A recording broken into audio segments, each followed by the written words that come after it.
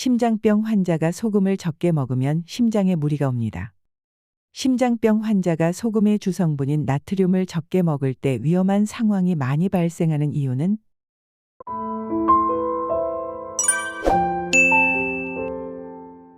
지난 영상에서는 100년 면역력을 키우는 짠맛의 힘이란 책을 통해 소금의 놀라운 비밀에 대해 알아봤습니다. 이제까지 우리는 건강하려면 싱겁게 먹어야 한다라는 것이 사회적인 통념이었습니다. 그리고 건강을 위해 어떤 사람들에게는 저염식이 꼭 필요하다는 것은 부인할 수 없는 사실인 걸 알고 있습니다. 하지만 그 반대로 몸에 나트륨이 부족하면 건강에 큰 문제가 발생하기도 합니다. 여기서 꼭 짚고 넘어가야 할 것은 각자 개개인의 상태에 따라 소금뿐 아니라 그 어떤 명약도 무조건 한 가지 잣대로 판단하면 안 된다는 것입니다. 또한 아무리 좋은 것이라도 무조건 다 똑같은 방법으로 섭취하는 것도 옳지 않습니다. 각 개인의 건강 상태에 따라 알맞은 방식을 지혜롭게 선택해야 건강을 개선할 수 있게 되는 것입니다. 그러기 위해서 먼저 어떤 경우에 소금이 이로운 것인지 알아보도록 하겠습니다. 그 이후에 소금으로 건강을 이롭게 할 수 있는 방법을 찾는 것이 순서라고 봅니다. 이번 영상에서는 다양한 소금의 종류에 대해서 설명드리려고 합니다. 설명과 함께 언제 어떻게 어떤 소금을 얼마나 먹어야 건강에 좋다는 것인지 좀 더 자세히 알려드리고자 합니다. 소금을 적게 먹으면 안 좋은 경우. 첫 번째, 심장병 환자가 소금을 적게 먹으면 심장에 무리가 옵니다. 심장병 환자가 소금의 주성분인 나트륨을 적게 먹을 때 위험한 상황이 많이 발생하는 이유는 나트륨이 체액량을 조절하기 때문입니다. 심장병 환자의 심장은 그 수축 기능이 현저히 떨어져 있는 상태일 경우가 많은데 나트륨을 적게 먹어서 혈액량까지 줄면 혈액을 전신으로 보내지 못하게 되어 큰 문제가 발생하게 됩니다. 이러한 문제는 생리 조절 기능에도 영향을 미치게 됩니다. 나트륨은 심박수를 조절하는데 나트륨 부족으로 심장이 제대로 수축하지 않으면 심장병 환자에게는 정말 생명을 위협하는 치명적인 문제가 아닐 수 없습니다. 두 번째, 소금을 지나치게 적게 먹으면 고지혈증 위험이 있다는 연구 결과가 나왔습니다. 나트륨이 꼭 필요하다는 것을 보여주는 또 다른 연구가 있습니다. 세계보건기구 WHO에서 권장하는 하루 소금 섭취량은 5g입니다. 그런데 고혈압 환자가 아무런 치료를 받지 않으면서 나트륨 섭취를 30% 정도 줄인 하루 1380mg으로 엄격하게 제한했더니 고지혈증 위험이 높아졌다는 브라질 상파울로대의 연구가 나왔습니다. 이 연구팀은 고혈압 치료를 받지 않는 고혈압 환자 41명을 두 그룹으로 나눠 한 그룹은 나트륨을 하루에 정상치의 거의 2배 가까운 3680mg을 먹게 했고 다른 한 그룹은 정상적인 양의 70%도 안 되는 1380mg만 먹게 했습니다.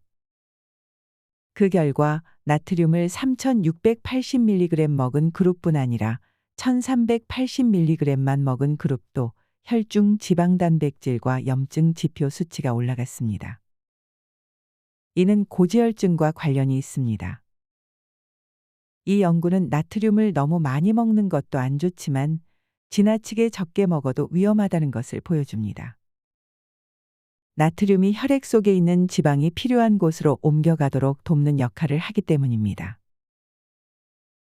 언제 어떤 소금을 먹어야 할까요? 소금은 그 종류가 참 다양합니다. 우선 소금의 추출 방식에 따라 크게 정제염과 천일염 이렇게 두 가지로 나눕니다. 바닷물에서 염화나트륨만 분리해 만든 게 정제염이고 바닷물을 그대로 증발시켜 얻는 소금을 천일염이라고 부릅니다. 또한 이렇게 추출한 두 가지 소금으로 2차 과정을 거쳐 만들어지는 소금들도 있습니다. 천일염을 대나무 안에 넣어 고온에 구운 죽염, 정제염에 조미료를 섞은 가공염 등이 그 예입니다. 이 많은 소금 중 어떤 것을 골라 먹으면 좋을까요? 이제 각 소금의 특징과 이로움 점 등을 알아보고 언제 어떻게 사용하는 게 좋은지 알아보도록 하겠습니다. 소금과 관련된 여러 질문에 대한 해답은 소금의 종류에서 얻을 수 있습니다.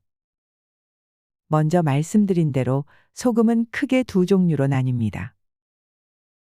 그중 하나는 99% 이상이 염화나트륨으로 이루어진 정제염입니다. 바닷물을 전기분해해 염화나트륨을 얻어낸 후 불순물을 없앤 소금이기 때문에 그 맛이 아주 짜고 미네랄이 거의 들어있지 않아서 몸에 이로운 효과를 못 냅니다.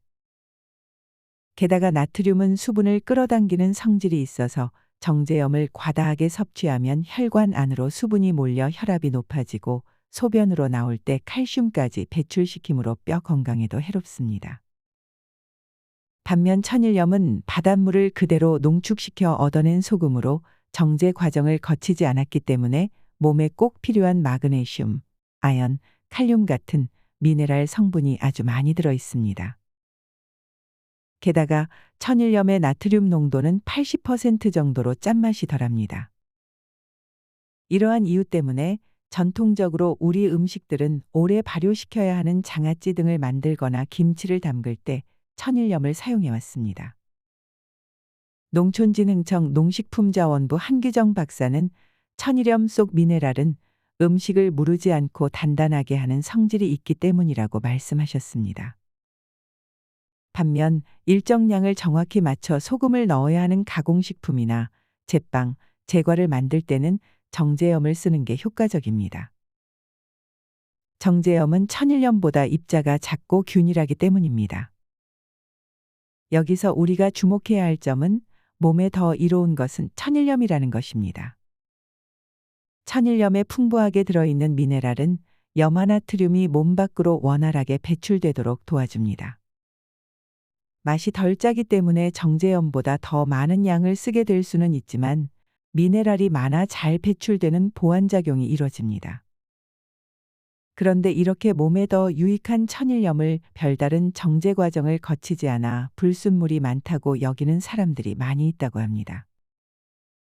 하지만 목포대 천일염 연구센터가 국내 5개 지역, 전남, 충남, 전북, 경기, 인천에서 생산된 202개의 천일염을 분석한 결과 중금속이 아예 없거나 있어도 아주 미미해서 인체에 안전한 수준이라는 것을 증명한 결과를 이미 2012년 한국식품영양과학회지에 발표했습니다.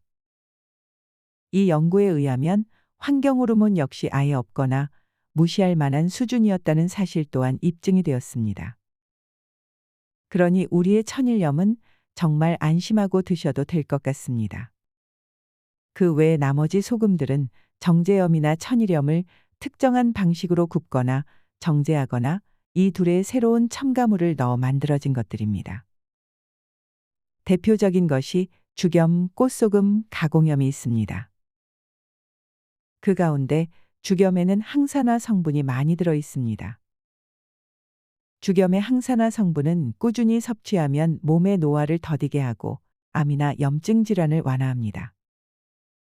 목포대 천일염 연구센터 함경식 교수는 죽염이 혈관을 확장시켜 혈액의 흐름을 좋게 한다는 사실도 최근 밝혀졌다며 건강 효과가 가장 뛰어난 소금이라고 말했습니다. 더욱 놀라운 사실은 하버드 의대 암센터에서 죽염의 항암 효과가 입증됐다는 것입니다. 때문에 이 죽염만이 섭취량이 있어서 WHO 권고 섭취량보다 많이 먹어도 괜찮다는 게 인산생명과학연구소 이재양 박사의 설명입니다. 천일염에 있는 미량의 불순물을 거르고 싶다면 꽃소금을 택하는 것이 좋습니다. 꽃소금은 천일염을 물에 녹여 불순물을 거른 후 다시 가열해 만든 것입니다. 그리고 소금의 감칠맛을 더하고 싶다면 맛소금을 쓰면 됩니다. 맛소금은 정제염의 조미료를 10% 정도 섞은 것으로 감칠맛이 좋은 소금입니다. 국내 천일염의 미네랄 함유량은 세계에서 가장 많은 것으로 알려졌습니다.